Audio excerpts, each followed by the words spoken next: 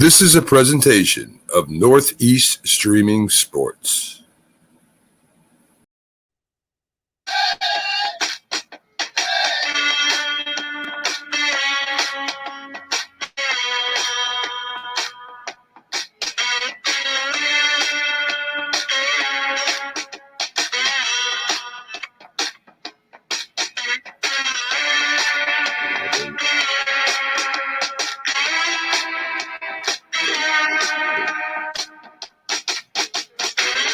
If you like the sweet science, get ready to talk boxing on the Gloved Fist podcast with top boxing writers Frank Lotierzo and Jack Hirsch. Frank, a former amateur boxer out of Philadelphia, writes for NY Fights and can be seen on the Boxing Channel. Jack, an amateur boxer who competed in the New York Golden Gloves, was a 6-term president of the Boxing Writers Association. And now, here's Frank Lotierzo and Jack Hirsch.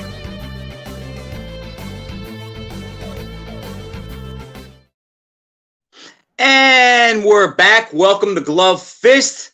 My name is Frank Lotierzo, former fighter, part-time writer, full-time observer, joined by co-host Jack Hirsch, former 6-year president of the Boxing Writers Association of America. And boy, do we have a show for you people tonight. There are so many things to talk about. Fights that happened this weekend. It was very busy. A lot of marquee fighters fought. And we have a lot to talk about. We're going to highlight Bob Foster at the end, former great light heavyweight champ. We're going to look back at the Evander Holyfield, Dwight Qawi rematch, one of the first fights on Showtime. I believe my co-host attended that fight. So we have a plethora of things to go through tonight. Jack, good evening. How are you? Good, Frank, but 6 terms, it makes me think when I went to school, there were 2 terms during the year, not counting summer school. Okay. All right. I'll try to get that right, Jack. President, but the term is term. But 6-term president, right? Let's get right to it. I think the big news this past weekend was Loma. I mean, I think, Frank, he looked terrific. I think Loma's back. What do you think? Jack, I agree with you. I had said one time early in his career, I thought he was a little overrated. I thought our colleagues jumped on him being the next Willie Pep a little too quick. However, recently, and I believe last week, I said he's a little underrated now. Rate him and fight him at your own risk. I thought he looked terrific. He figured out the range, how to fight a tall guy like Qawi right from the get. He dominated every time he was inside. Jack, he's just a savvy pro, and it's amazing. He knows every trick in the book. I've seen better defensive fighters, but he's just so poised. He makes up for it. And let's give Qawi some credit. He fought his heart out, but he was just outclassed. The fight went the distance. I only gave Qawi the first round.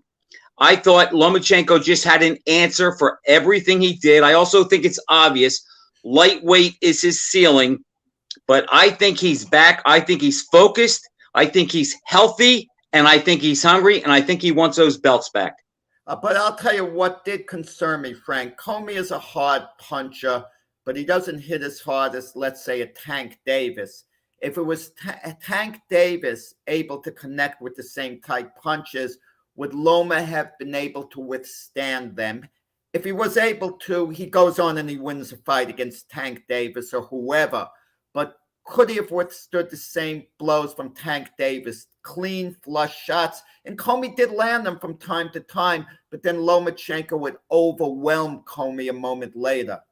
Jack, I think Lomachenko is physically stronger than a lot of people think and give him credit for. If you notice during that fight, there were a lot of times, not a lot, but there were some good instances where Qawi landed a couple nice right uppercuts to the chest and stomach, and he didn't even move Lomachenko. Now, go back to what you say about Tank.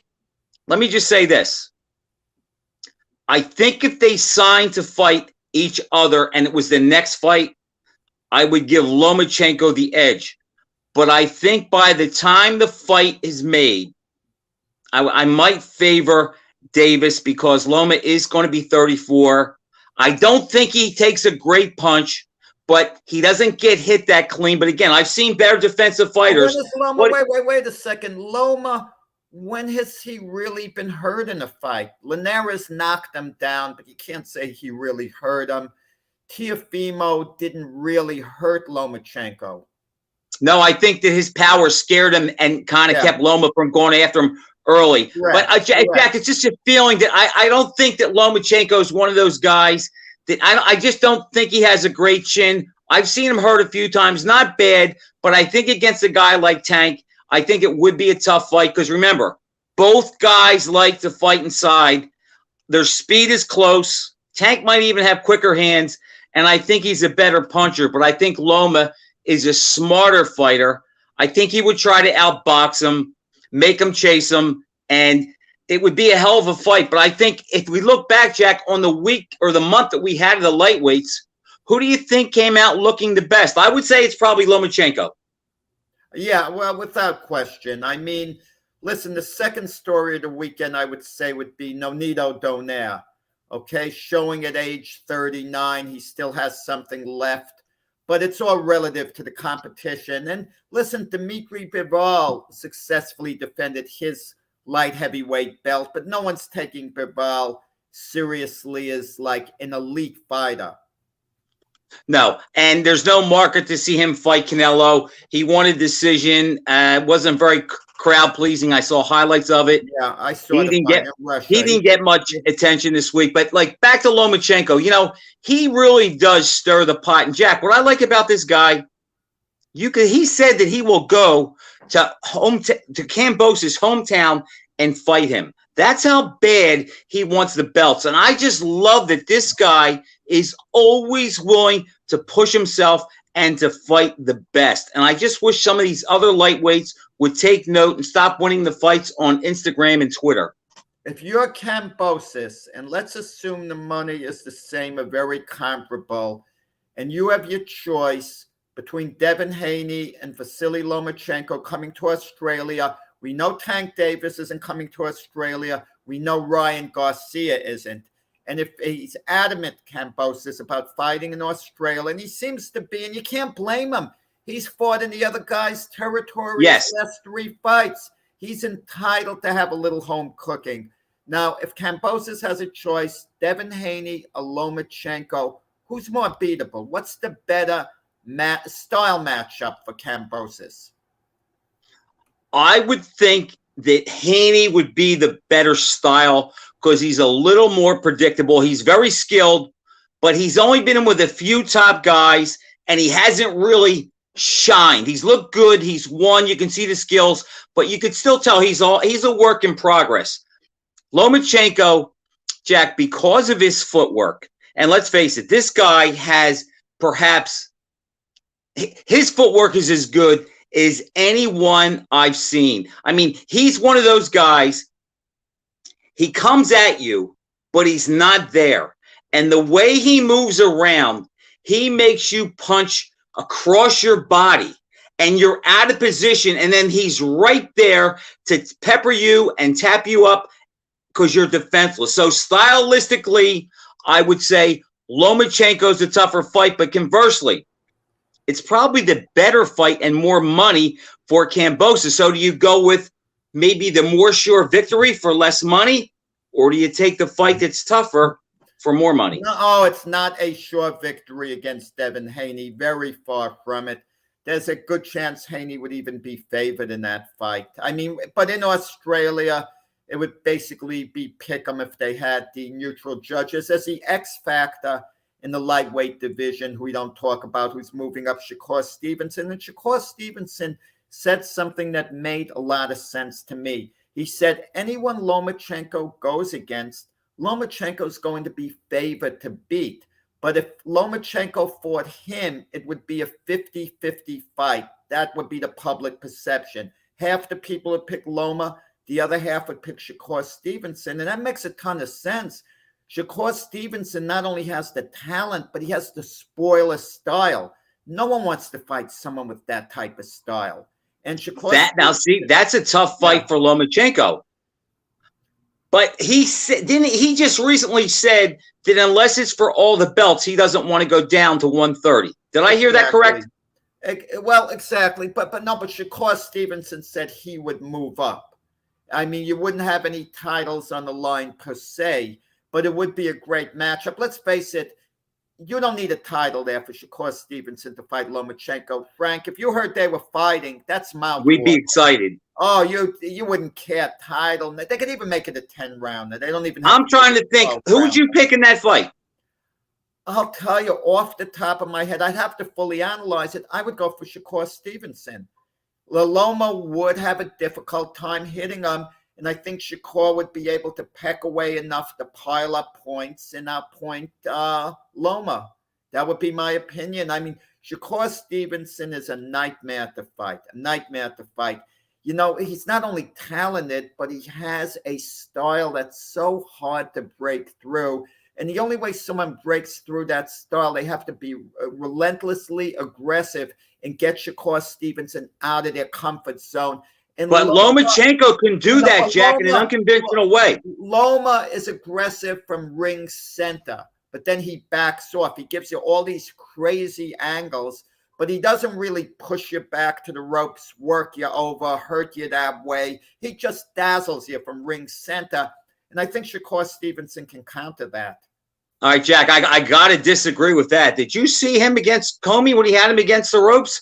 He didn't sit there and beat on him like Joe Frazier. He did go side to side, but he put 4 and 5 punches together, made the guy reach, step back, and then went back in.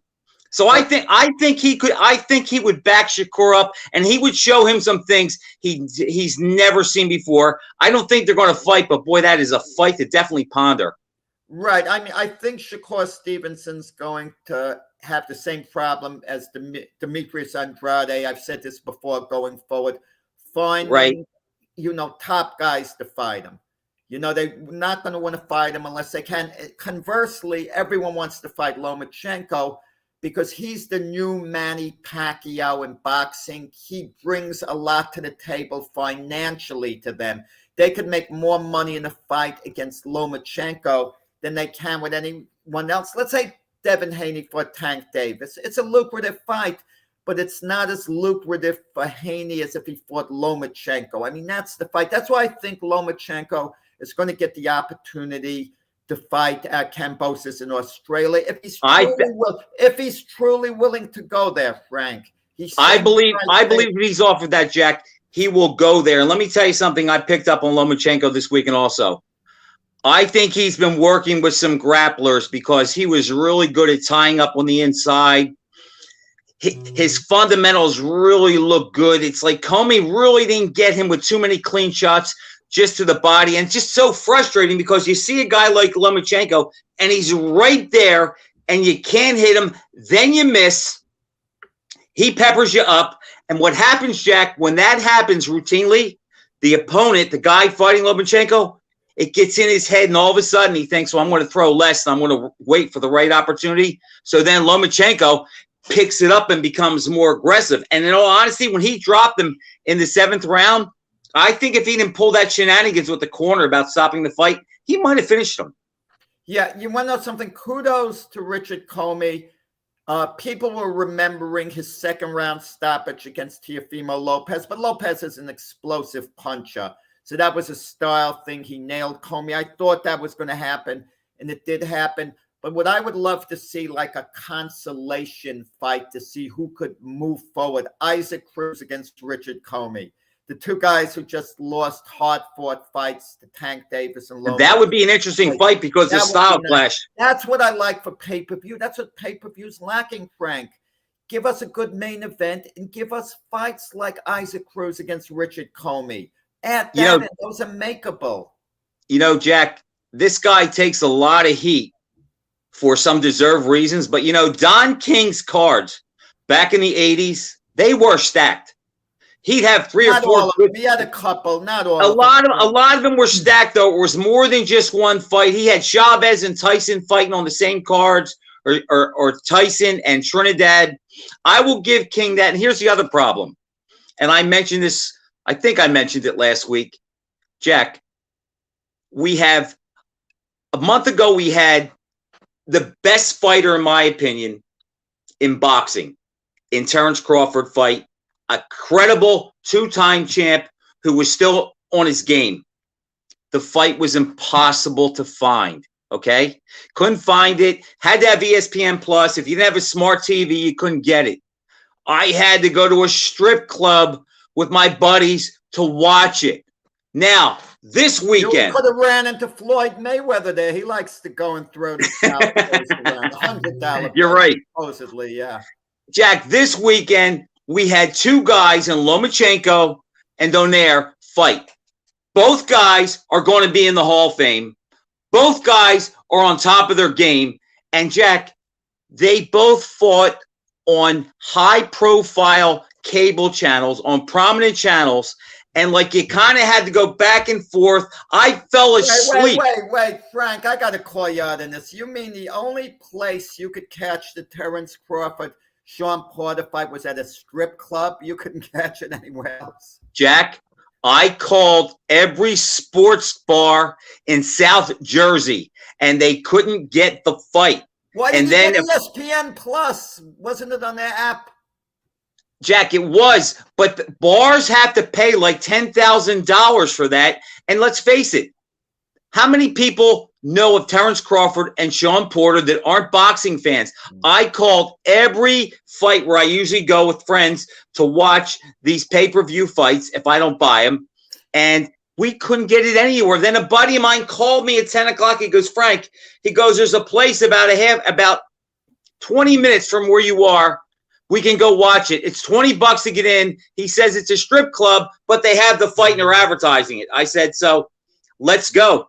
And we did. But my point is this. I had to go through that rigmarole to see Crawford fight, the best guy in the sport. Now, a couple of weeks later, two prominent future Hall of Famers are fighting on prominent cable networks at almost the same time. I watched the entire ESPN card. I wanted to watch the Donaire card. I left the den, went up into the bedroom, put it on TV there. I fell asleep as he was coming into the ring, which was about 12:30, quarter one. I fell asleep before Donaire was announced. You know when I woke up? Showtime's running the credits, and I figured, okay, the fight's over. I don't know who won. I'll watch it tomorrow morning. And then when I woke up, I saw Donaire won, and then I went and watched it. I can't hear you, Jack. Donaire's a bit long in the tooth. He's had a wonderful career, but if you didn't have all the different weight divisions and multiple titles in those divisions, and it was like in the past, Donaire would probably be a number 6, number 7 contender in whatever division. And you know, certain guys who had big names in the past are still hanging around. People don't even realize Guillermo Rigondeaux holds a world title. They don't even realize that. You know, there was a funny story once with a fighter, Vivian Harris, who held the WBO junior welterweight title. He changed trainers and went to Emmanuel Stewart to train him. And Emmanuel Stewart said to him, well, the first thing we're going to try to do is get you in position to win some type of a world title. And Vivian Harris said to Emmanuel Stewart, but I'm already a world champion. Emmanuel Stewart didn't know that. He loved telling the story. Yeah. But you know, it just, that is the thing. And I say this, I put a post up about this, and I put only in boxing. They just never they never take care of the fans that they still have. They make us go through all kind of hoops to see the fights. And then what do? When there's a night that there's 2 fights on and the Heisman Trophy is going to be announced that night, there's a bunch of things on TV. They put 2 prominent fighters on, and now we have to go back and forth. And somebody like me and probably you, we missed it. We fell asleep. Yeah, let me tell you what was early in the day on the zone from England. Conor Benn against Chris Algieri. Let me say something about Conor Benn. When he started, and it seems it wasn't that long ago, he was a real novice, and Eddie Hearn matched him very, very easy, okay? Because it's basically a baby living off his father, Nigel Benn's name. He's improved a lot, Frank. He has improved a lot, and they've matched him right. And last Saturday, he was matched against Chris Algieri. Well, let's face it, Chris doesn't have a punch, doesn't have any serious power. But Conor Benn dominated the 3 rounds, and then he delivered a devastating KO to Algieri in the 4th. It was an impressive performance. Now, it's easy to say, well, Algieri's 37, he's past his prime. But Algieri had a lot of bounce in his legs during the fight. He tried, and nobody ever devastated him like that. No one ever devastated. Even Errol Spence that stopped Right. 5. Errol Spence kind of broke him down. Wore him down, beat him up. Right, exactly, Frank. This was one punch. Won the first 3 rounds, then suddenly ended it, in an explosion. Listen, there's a fight that's going to be coming up. It's way overdue. It's way past the expiration date. If this was food, a package, or liquid, and we looked at the expiration date, we would. I know where you're going. Yeah, exactly. Why don't you tell us about it? Khan against Kell Brook. Exactly. They've been talking about 2 prominent UK fighters that have won titles, that have been going back and forth in the American and British media for years. Now they're going to fight. They're at their end of their career. And you know what, Jack? That fight's going to be big in the UK. It's already sold out. It's sold out within 3 I didn't know hours. that. It's sold out. I didn't know that. Hours. But what gets me about this fight, you're going to hear all this talk. It's overdue. It's this, it's that. Both guys are cashing out, basically. Exactly. I mean, they have no other options. They have nowhere to go. So and both guys probably think, wow, I can win this fight. It's a big payday. It's going to be a massive payday for both guys. I mean, and the winner will get another fight. Well, I'm not even sure. Will the winner want to continue unless it's a big money fight? It'll be about money, Jack. Yeah, the winner will get a big money fight, decent money fight. Yeah, I can't imagine. I'll tell you why. Amir Khan's been through the mill. Let's say he beats Kell Brook. He looks really impressive. What big fight is there going to be out there for basically Amir Khan? I mean, are they going to match him with Errol Spence? Crawford already did the business on Khan. Who are they? Jack, they'll find an opponent to sell it. This is boxing, and they'll find somebody, and there will be people to buy it, at least in the UK, because they back their fighters. Boxing is much bigger than it is here, and I believe whoever wins, if he looks moderately impressive, I think we'll see them fight again. By the way, also on the card with Lomachenko, a heavyweight fought by the name of Jared Big Baby Anderson. He's 11-0 with 11 knockouts. The guy is really good. He is a tremendous offensive fighter. But you know what, Jack? I'm going to hold reservement.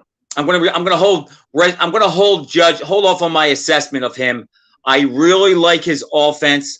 He's got the perfect height and size. He's 240, 6'3". He is very coordinated. He puts his punches together really good.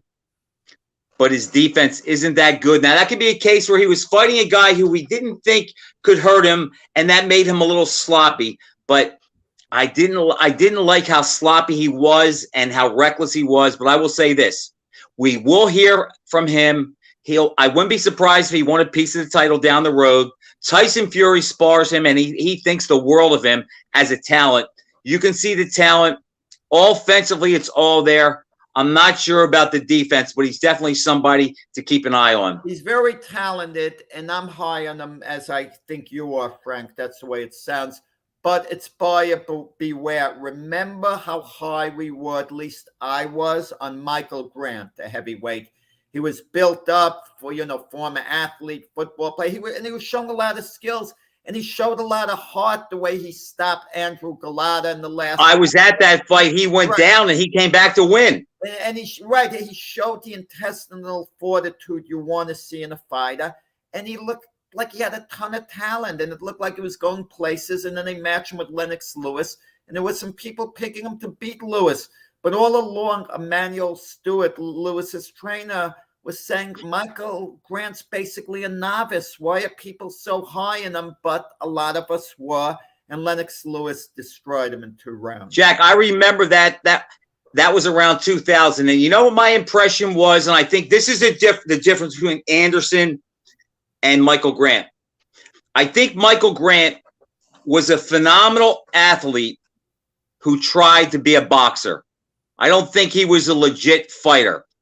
However, I think Anderson is a real fighter at his core, and I don't think he'll quite go that way. What I worry about him is I think he might be a little too confident and a little too over-aggressive. But you know what? They can fix that and work on that. That can be addressed. But if you look who's out there, Jack, in the heavyweight division, who do we have?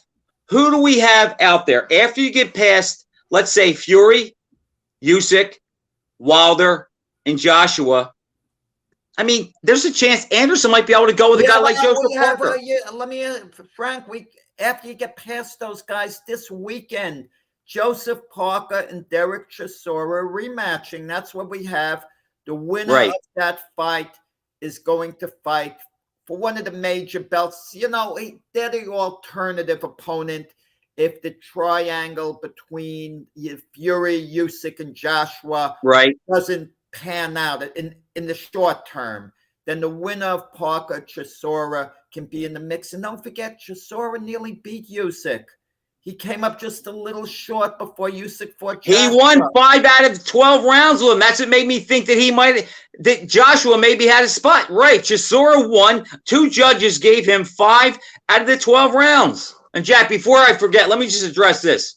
One of my buddies is on here saying, we didn't see the Galata Grant fight, Art. We saw the Lewis fight. I didn't go with you to see Galata and Grant. So put the beer down. Okay. Okay, Frank. But so I guess, but if you had to guess who won the weekend, it was easily Loma's weekend. Lomachenko. I think he won the month, Jack, aside from Terrence Crawford. Loma's back. He's a welcome addition, and it opens up, so many nice possibilities in the lightweight division. Yeah, and listen, and then Teofimo Lopez, and let's address that elephant in the room. Lopez is never going to give Lomachenko a rematch. He's going to go to 140. He's never going to see him again. I spoke to his dad last Thursday, okay? Right. His dad said, no, there's definitely no ifs or buts about it. They're done with the lightweight division. And I said, I think your son should go right to welterweight. He shouldn't even stop off at junior welterweight. He says, yeah, you read my mind, but I want him to have a couple of fights, maybe 2, maybe 3 fights at junior welterweight before going to welterweight. He's a growing guy. But you talk about 2, 3 fights at junior welterweight. One of them obviously would have to be a big one. I suggested that fight, the Hebrew Hammer. Perfect fight for Lopez at the Garden against Cletus Selden to bring him back fight. And it's good for Selden because it would get him a well-deserved big match, so he would be rewarded. But then Lopez eventually, there would be a demand for him to fight Josh Taylor. Jack, can I ask you a question? Yeah. Did Lopez do something to you that you don't like him? Oh! I know where you're going with this. You don't. He'll get mutilated at welterweight. Josh Taylor, do you? Oh, he has no chance to beat Josh Taylor. Frank, I never had that problem in my life, struggling to make weight. This is for all fighters, okay? I hate it when you're struggling to make weight. It's like a contest to get. There's never an excuse for that. There's no excuse. I like a fighter to just, eat comfortably, eat sensibly, and whatever your weight is, fight in that darn division. Don't struggle and dry out. Jack, that's your job. You're a pro. I have no time for guys that don't make weight. When I was an amateur, my problem was I worried about it too much sometimes, but there's no excuse for that. I have no time for that. And let me tell you this, and I know you'll agree. Lopez really wasted his opportunity off of beating Lomachenko, because if you look where those 2 guys were this time last year and now where they are, it's opposite ends of the universe. It's like Lopez squandered that chance, almost like Buster Douglas squandered the chance when he beat Tyson. That's it's amazing when you think of it. Lomachenko's past Lopez at this stage. Lopez should have been a major star by now, a major star. And listen, I talked a little with Teofimo. It was at the Boxing Writers Dinner. Very happy-go-lucky kid. When you talk with him in person, he's so likable. I got the feeling if I asked him to go across the street for a slice of pizza, he would have checked to see is it okay, to go. But, Not if you told him he won in the fight welterweight. Yeah, listen, I think I'm just kidding. Yeah, listen, listen, Top Rank. I don't know is Crawford going to continue to fight for them because Crawford wasn't happy with the fights he was getting, but where else is he going to go unless the PBC can contractually promise him the big fights? And notably Errol Spence, contractually deliver that immediately. Did you see he just asked PBC? He just petitioned, or he's talking about, is it the WBO or the IBF? What? No, Crawford has the WO. Spence has the WBC and the IBF. And he just petitioned them to instill him as the #1 contender. So I don't think he's going to fight for Arum anymore. And then when Arum came out and said that Crawford, as great as he is, cannot sell, he's not a good pay-per-view fighter. And you know what, Jack? He's correct. But as I touched on this last week, here's my problem with Bob Arum. As successful as he's been, here's his promotion. Oh, Terrence Crawford. He's the next Sugar Ray Leonard. And he thinks because if he says that, everybody's going to come and buy the fights. It's like you have a guy like Crawford who has a style that only hardcore fans accept. He's not flashy like Sugar Ray Leonard. He's not a knockout guy like Mike Tyson. You have to promote him a little bit. And the same thing with Tyson Fury. He goes, I think he would have beat Muhammad Ali. That's Arum's school of promotion. It's like he sold some big fights, Jack, but anybody could have sold Leonard and Hearns and Hagler and Hearns. No, well, listen, I don't fully agree with you on what you're saying about Arum, but that's for another discussion. The thing intrigues me, what you just said about Crawford. He petitioned the WBA, WBC to be the #1 contender. Let's say to fight Errol Spence. But let's say it was enforced and it became a mandatory and Spence took it. Wouldn't that be a 75-25 split in Spence's favor? I can't see that being acceptable to Crawford on any circumstance. And that's another reason for the fight not to happen. Because I can see Spence doing that. The only fighter I ever remember who would have given away the farm to make a fight happen, and it still didn't happen, was Lennox Lewis against Riddick Bowe. He was going to say, I'll take whatever. Just make it happen. That's how much he wanted to do away with Bowe to knock him out. Oh, there's one other case I remember with Ken Norton. He wanted to fight Leon Spinks, and Bob Arum lowballed Ken Norton and offered him $200,000, thinking Norton would turn it down. So this way Arum could say, well, I'm making the Ali Spinks rematch because Norton turned the money down. He lowballed him, and Norton crossed Arum up by accepting the offer. So I thought it was 300,000. Was it two? I was pretty sure it was 300, but I get the point. Yeah, right. And Norton said, when I have the title, I'll make the money back, and I'll remember who was good to me and who wasn't. Before we go on to our anniversary fight, I'll give you another quick example. Do you remember back in 2005 when Winky Wright beat Shane Mosley and Mayweather said he could beat Winky Wright? And Mayweather offered him a 25-75 deal, and Winky accepted it, and Mayweather became a week-old ghost 7 days later. Oh, I don't remember that, but it's believable. Yeah, sometimes you give a guy an offer that's low, and you're kind of hoping he turns it down, and it's insulting, and then the guy actually accepts it. It's rare that they accept such an insulting offer. But that's a great way for guys to get out of fights. They just fight about the money. But anyhow, Jack, I have a question for you. Our highlight fight, our anniversary fight, is the second fight between Evander Holyfield and Dwight Muhammad Qawi. They had fought a year and a half earlier. Qawi was the champ. It was only Holyfield's 12th fight. Holyfield won a decision. It was a great fight. I believe it was fight of the year. This is a year and a half later. It was a 15-round. One of the last 15-round fights, right. This is a year and a half later. It was on Showtime. So here's my question, because I know you were at this fight. What was the very first fight that was broadcast on Showtime? Was there introductory to boxing? And I'll give you a hint. It happened a year earlier. So that was a high-profile fight that you and I both saw. Wow, 1980. I think you stumped me, Frank. 1980. Marvin Hagler versus John Mugabe. Oh, I wasn't at the Hagler Mugabe fight. No, we watched it though, I'm sure. Oh, March 10th of okay. 86. That was the swan song, or the maiden fight on Showtime. Mugabe was on Showtime. I didn't realize it. Yeah. It was a pay-per-view fight, but it was Showtime. If you had Showtime, you could see it. Showtime wasn't real big at that time for boxing. Kudos to Showtime today, the way they've stayed in the boxing business, and they're doing it very smartly. They're the equivalent of a small market team in sports who's managing to be successful, within the budget that they have for boxing. But listen, let's just touch upon, before we get on the anniversary rematch, the first fight, Qawi and Holyfield. A lot of people thought that first fight came too soon for Holyfield because Qawi was an established pro. And Qawi threw Pampers at him at the weigh-in. Right, exactly. Some people thought it was too soon for Holyfield.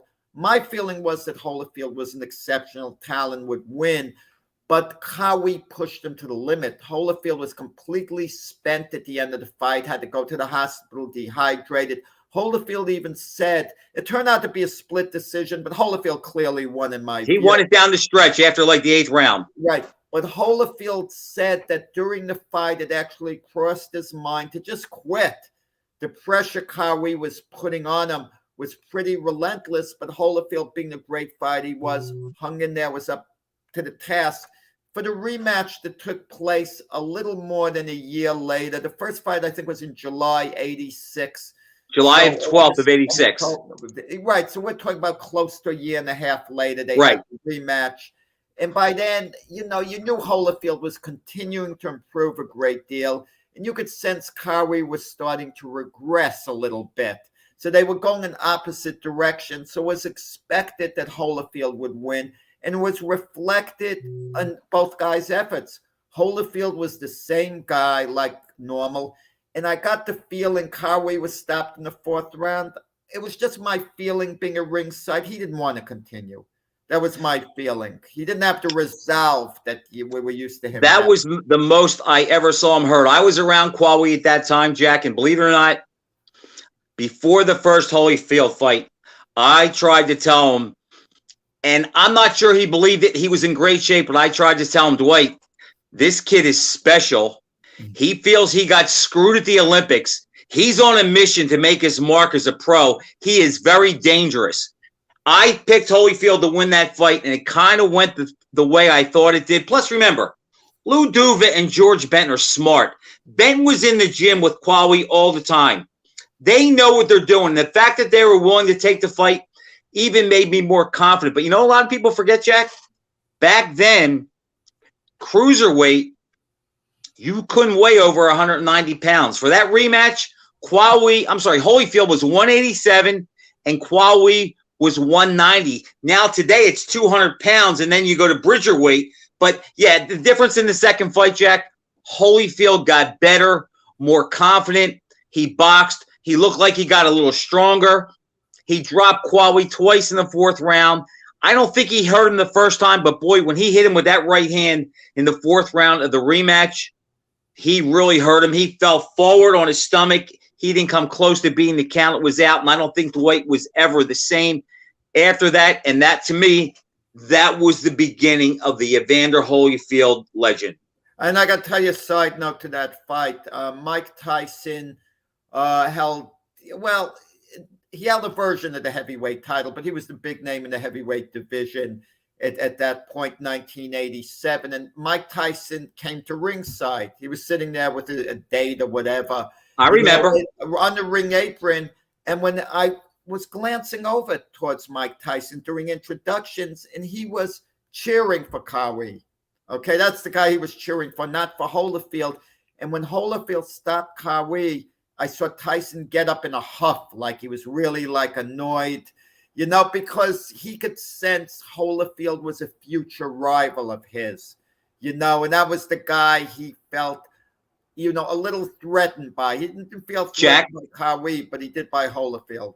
Holyfield was the Tyson what Frazier was to Ali, where that would be the guy he was measured against. And at that time, Tyson he was undisputed at that time because he beat Tony Tucker to become undisputed in August of '87. No, Frank, I don't want to hear belts undisputed. Michael Spinks held the version of the title by beating Michael Spinks, Jack, held the linear version. That's it. Version to me means more than the belts. Jack, okay, that's good. But you know what? There wasn't one person on this planet in '87 who considered Michael Spinks the heavyweight champion. He had the linear version, but everybody. People. Come Tyson was the big attraction. No, Tyson was the big attraction. Tyson was considered the champ after he beat him. If you asked, listen, but to the Jack, Spinks didn't even enter that tournament where Tyson was in. He went and fought Cooney outside the tournament, and everybody thought he was afraid of him. And I love Michael Spinks. He didn't have to fight the tournament for belts. I mean, no, it was a smart business move because he might have lost to Tony Tucker, and then he wouldn't have got the big money fight with Cooney and Tyson. Yeah, I agree with that. But the lineal title always means more if it's won the right way. Jack, it depends who has it. Listen, it depends who has it. Highly debatable decision over George Foreman. Shouldn't have been given that decision. He held the lineal title, Shannon Briggs. But I didn't. Oh, that was a robbery. I was at that fight. Foreman clearly won that fight as the world heavyweight champion. Technically, he won it, but I wasn't considering him the heavyweight champion. But listen, if I want to get technical too, I could say Michael Spinks lost the rematch to Larry Holmes. I thought he did. So he won the first fight. I had him losing the second fight. Right. Same here. Now, speaking of Michael Spinks, who made his mark as an all-time great heavyweight. Jack, you know who our highlight fighter is tonight, don't you? Oh, yeah. That would be one Robert Foster, light heavyweight champ from 1968 to 1974. 14-0-1 with 11 knockouts in title bouts. 56-8-1, 46 KOs over his career. Had 2 shots at the heavyweight title. Never won it, was smoked by Frazier, and was just taken apart by Muhammad Ali. Bob Foster, Jack, as you well know, is considered one of the greatest of the greats among the light heavyweight division. My personal opinion is Foster is definitely in the top 10 all-time greats. Great jab, pretty quick, 6'3.5", long reach, had a killer left hook, scored some of the greatest one-punch knockouts I've ever seen. However, I think I don't have him in my top 5 light heavyweights. Well, are we talking about in history? Are we talking about modern times? Because, certain light heavyweights were before Foster's time. I mean, it's hard to really rate him against. I mean, you rate him against light heavyweight champions from the 20s, Georges Carpentier battling Siki. Do you pair him off against Sam Langford, who was really a middleweight who fought up the heavyweight? How do you compare him to Billy Conn? Jack, in most of the polls and the ratings in Ibro, I think they have Foster in the top 10. I think he's around number 7. Okay, but I will say this. During the time Bob Foster was in his prime, the big talk always was who was the greatest light heavyweight of all time, Bob Foster or Archie Moore. That would be the debate. I'm going to say this. Putting Foster against any other light heavyweight in history, I would like his chances. I'm not saying I'd necessarily pick him to win. I'm saying I would like his chances in head-to-head competition. But if you talk about who's a greater fighter, he couldn't have done what Billy Conn did against Joe Louis, beating him on points for 12 rounds. Louis would have gotten him before then. He couldn't have done what Michael Spinks did, against Larry Holmes. He couldn't have competed that way. Anytime Foster fought a heavyweight, a big man, he completely unraveled, completely. But against fellow light heavyweights, there's never been a more devastating puncher. I'm talking about one-punch power. I mean, one-punch power. He wrecked Mike Quarry. No other light heavyweight in history could have wrecked Mike Quarry in that fashion. No other light heavyweight in history could have knocked Dick Tiger cold the way he did. And there were others. I mean, Jack, Dick Tiger was 37. He was 5'7". You want to know and something? He was a middleweight his whole career. He had to go to light heavyweight because he lost the middleweight title. And Dick Tiger, after losing to Bob Foster, went on a run and scored 3 big wins in a row. And one of them was over Nino Benvenuti, who was the world middleweight champion in a non-title bout. Benvenuti hurt his hand in the fight. But yes, you're right. But that's not Bob Foster, and that's not at light heavyweight. Bob Foster lost he lost to Mario Mina, Jack, who was only 176 pounds. You're talking about early in his career, and that was hanky-panky in that fight from what you hear. It was in Argentina, and there's a bit of craziness going on.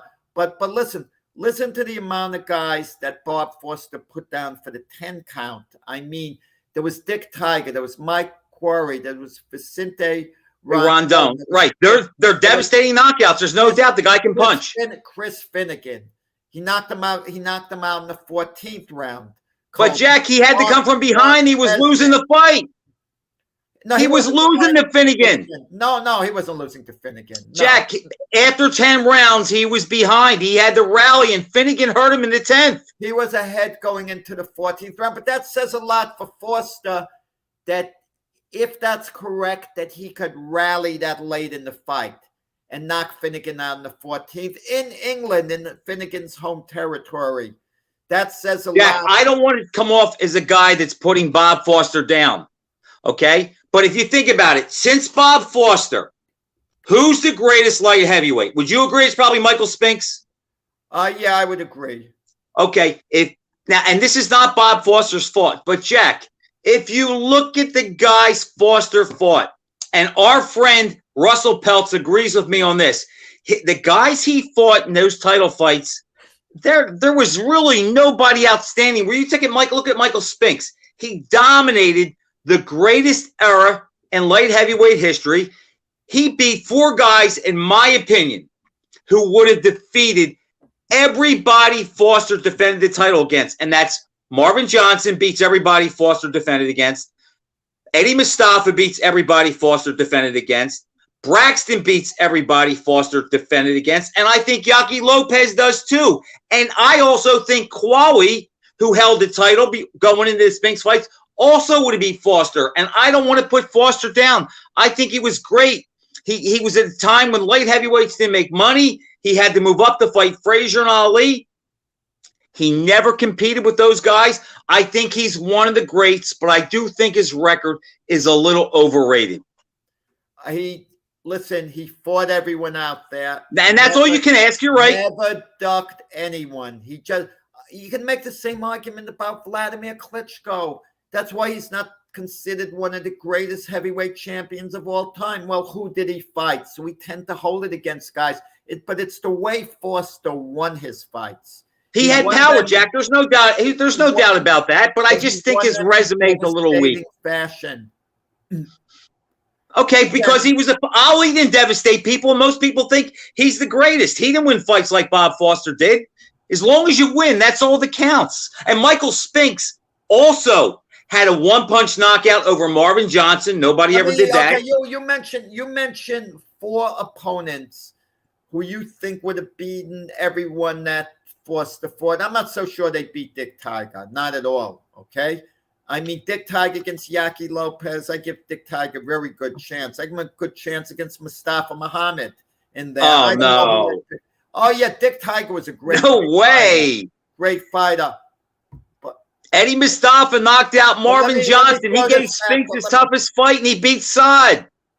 Bob Foster knocks Marvin Johnson out, in my view. Oh, I don't know about that. I think he knocks him out cold. I mean, that's just my view there. But, okay, Michael Spinks, okay, great light heavyweight champion. No ifs or buts about it. But let me throw this to you. He barely got by Eddie Davis. Forget how they scored the fight. It was outrageously wide. Michael Spinks just barely eked it out in that title defense. Do you know what Bob Foster would have done to Eddie Davis? Bob Foster would have been that hard. You notice I didn't say Eddie Davis was one of Spinks' best opponents, and Eddie Davis did have a style to make Spinks look bad. But You mean to tell me that Jorge Humada goes 15 rounds with Michael Spinks? Bob was washed up at that point. He was done. Humada should have gotten the decision, been named world light heavyweight champion. Bob Foster was at the end of the line. That's why he gave up the title after that. But Jack, Spinks showed he could go up and he could reinvent himself stylistically. You can say that Spinks was a greater fighter than Foster, okay? You can say that. Now, I would say that because Foster couldn't go up to heavyweight and do the things that Spinks did, or some other light heavyweight champions. But narrowing it down and keeping them in the light heavyweight division. Go ahead. Qawi would have posed a major threat, because Qawi had the style. He would have came at Foster, and Qawi had an outstanding chin. Yep. Possibly Foster doesn't dent his chin, and if he doesn't, he loses. Plan B better work out. Foster could box really well, box well, but if Qawi could come at him all 15 rounds, it would be trouble for Foster. Okay, well, we somewhat agree on that. All right, I think Archie Moore beats Foster. I'm just going to think of some of the greats. I think that Moore got knocked out by guys. His chin let him down. He lost 4 out of 5 to the great Ezra Charles. No disgrace. But what would Ezra Charles do to Bob Foster? Listen. He'd be arrested after the fight, Jack. Listen, but he would be arrested. He beat Walcott, and he gave Marciano his toughest fight. Could you imagine Foster against Marciano? He was knocked out by Floyd Patterson. Evander nearly had more out. Of course, but he didn't. But he didn't. Archie Moore hung with Marciano, and he at light heavyweight, Harold Johnson, he beat him 4 out of 5 times. There's another guy, Jack. I'm not sure Foster beats Harold Johnson. In fact, if you asked me to pick right now, I would take Harold Johnson to box his ears off. Well, I'll tell you, he better box, he better move. But how about we agree on this? Was Bob Foster not the best? You could say there were maybe 6, 7 light heavyweights. I'm just approximating who you say would have beaten Bob Foster. That's about it. No more than that. Okay, but how about we settle on this? That Bob Foster is the most devastating puncher at light heavyweight you've ever seen. You'll at least give him that, right? He's in the conversation, yes. What do you mean the conversation? No one can punch harder. Jack, Michael Spinks had as many impressive knockouts as Foster and against better guys. Michael Spinks could not even punch nearly as hard as Bob Foster. I disagree. I disagree. Knocking out Yaki Lopez and Marvin Johnson with 1 punch is equal to anything that Foster did. Close. No. And Spinks had 2 hands. He had the uppercut, 3, the hook, the uppercut, and the Spinks jinx. I'll take Spinks's right hand on par with Bob Foster's left hook. I mean, if you're going to ask me to push, I might give Foster the edge. Outstanding chins that Bob Foster knocked out. Who? Andy Kendall had an outstanding chin. Foster knocks him out. Mike Quarry had an outstanding chin. Oh, Jack, come on. Mike Quarry wasn't that. He wasn't a great fighter. Was knocked out once in his long He wasn't. Oh, but he was stopped a ton of times after that. And Dick Tiger beat Jose Torres twice in a row going into that fight. Very close disputed decisions. And Dick Tiger's the middleweight. He's not going to beat Foster. Dick Tiger took the best punches flush on the chin from Ruben Hurricane Carter. That's how good his chin was. He wasn't even fazed by Hurricane Carter. Jack, that's a middleweight. There's a big difference between those light heavyweights and those middleweights. That's why they're called light heavyweights. They're heavyweights that are light. What we're going to do for one show, we're going to revisit this in the next few weeks. I'm going to allow you to bring on one well-known boxing person who'll support your view, maybe your fellow Philadelphian Russell Peltz. Okay, so Peltz against Majeski. Okay. No, not you two against me. That wouldn't be fair. No, Peltz against Majeski. Don Majeski. No, we'll all be together. Maybe we could have, a 4-way conversation in this. And it'll be strictly, the light heavyweight. Bob Foster, Michael Spinks. And it'll be fun. Jack, before we run out of time, let me throw a little trivia at you that you may remember, you may not. but anybody watching may not be aware of it. Do you remember when they had the computer fight between Ali and Marciano? Yeah, of course. Of course you do. And the result was introduced in January 20th of 1970. And Murray Warner's computer picked Marciano to beat Ali. Do you know before the Bob Foster-Joe Frazier fight in November of 70, they did a computer fight between Foster and Frazier? Well, that's nonsense. We knew Frazier was going to knock him out, you know. But do you know what the computer said? No. The computer picked Foster to knock Frazier out in the 6th round. And the computer silliness. Well, no, I'm just saying though, but not many. That just goes to show how illegit the computer is, because there we have a computer handicapping a fight that actually happened, and it couldn't have been more wrong. Oh yeah, but that was the lead story in one of the boxing magazines. That's complete silliness. By the way, the Ali Marciano fight, even though it's remembered of Marciano knocking Ali out in the 13th round, they had two different versions. That's the United States version. We saw the version in Europe had Ali actually beating Marciano because Ali was more popular in Europe. So it went over in the 12th round, right, on cuts. Yeah, and during that time, when they showed it in 1970, Marciano had just died in a private plane crash. He was iconic, and Ali wasn't, you know, the popular icon he'd later become. He was mired in controversy, so it was the popular thing for Marciano to knock him out. If they did Marciano and Ali again, a computer thing, the popular thing would be for Ali to win. Same thing, Tyson and Ali, if they did a computer thing, people would want to see Ali win. Even Tyson would want to see Ali win that one. You notice in the Marciano-Ali fight, if you follow the way the fight went, all they did was they took the Marciano first walkout fight and put Ali in there, and they have the same ending, and they have Ali getting out to the early lead, and then Marciano tracking him down and catching him and stopping him late. But at that time, no one knew in 1970 or 69 how tough and how resilient and how great Ali's chin was. So it wasn't such a far-fetch to pick Marciano to beat him. No, not at all. And listen, you know, when we pick these hypothetical matchups, you and I are debating it, and I can't say with absolute confidence ever what would have happened. I'll tell you why. Think of the amount of times we're wrong in the current landscape predicting a fight. So if we're wrong currently predicting a fight, how can we say with absolute confidence later on? Once in a while, you can get that feeling that you're confident. If you told me Evander Holyfield against Joe Frazier, you know, and they're at their best, you know, I would go with Joe Frazier, for example, and be reasonably confident. But, you know, some people wouldn't, but I couldn't say I'd be absolutely confident. Jack, that's a very tough fight to handicap. I agree with you. I would give Frazier the edge, but is there a path for Holyfield to win? Sure there is. I mean, if you put Ali against Ingemar Johansson, they never fought, I could say with complete confidence Ali's going to win that fight. But you put the really great elite fighters, you put Lennox Lewis against Sonny Liston, I can't say with absolute confidence. That's a very tough fight too, but there are some fights, I think, if you take all-time greats, where style comes into play. Now, what if you take George Foreman of 73, 74 against Mike Tyson? I don't see any way Tyson wins. I'm going to tell you something. Take the later day version of Mike Tyson.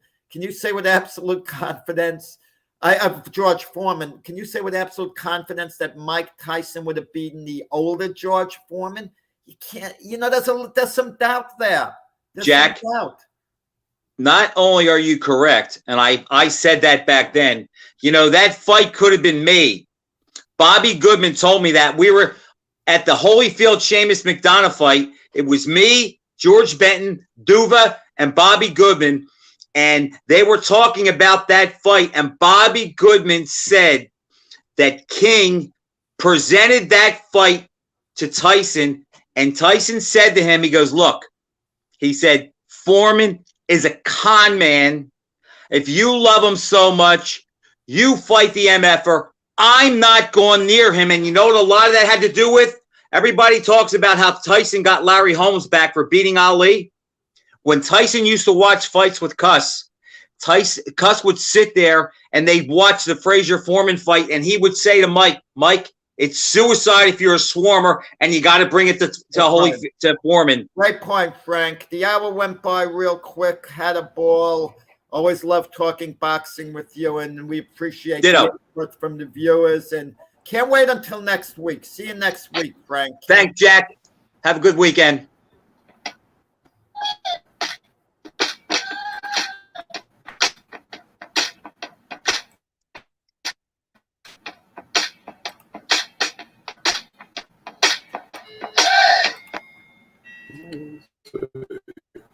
Hey, Jack, see the guy on there? It says Scoop Boxing Camp.